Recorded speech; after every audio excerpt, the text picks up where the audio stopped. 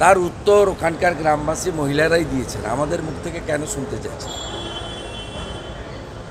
এই যে গ্রামবাসীদের শেখানো কথার উত্তরও গ্রামবাসীরা দিয়েছেন, মহিলারা দিয়েছেন, আমাদের নতুন করে বলার কিছু না। ইডি কেন বলবে রাজ্য পুলিশকে?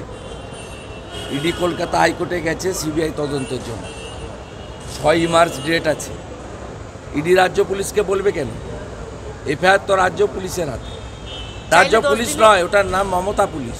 10 দিনে গ্রেপ্তার করতে পারে। মমতা পুলিশ কখনো শাহজাহানদের গ্রেপ্তার করবে না, তার কারণ শাহজাহানরা ওখানে লুট করে, ওই লুটের মাল কলকাতায় ভাইপোর বাড়িতে আসে।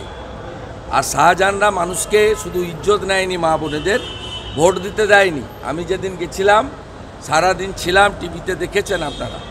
2013 সালের পরে 23 সাল পর্যন্ত কি পঞ্চায়েত, কি লোকসভা, কি বিধানসভা, কোনো ভোটে সন্দেশখালী, হিঙ্গলগঞ্জ, গোসাবা, বাসন্তী, এই পুরো সুন্দরবন এলাকার বিশেষ করে হিন্দু ভোটাররা, শিডিউল কাস্ট ভোটাররা, ট্রাইবেল ভোটাররা কেউ ভোট দিতে পারেনি, ভোট দিতে দেওয়া হয়নি।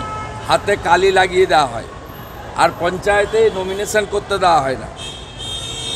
এরা ভোট লুট করেছে, গণতন্ত্র লুট করেছে, আমাদের পৃথিবীর আলো যে দেখিয়েছে মায়েদের ইজ্জত লুট করেছে, জমি লুট করেছে, কি বাকি রেখেছে বলুন?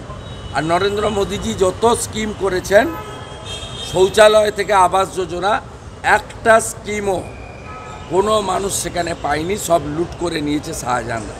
ওসব ড্যামেজ কন্ট্রোল কিছু হবে না, কারণ এখন রাজ্য সভাপতি তো সুব্রত বক্সি নয়, রাজ্য সভাপতির নাম হচ্ছে রাজীব কুমার।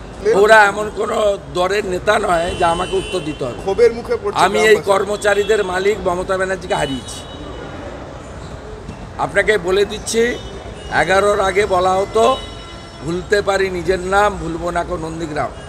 এখন সবাই বলছে সন্দেশখালী করবে চোর মমতার চেয়ার খালি।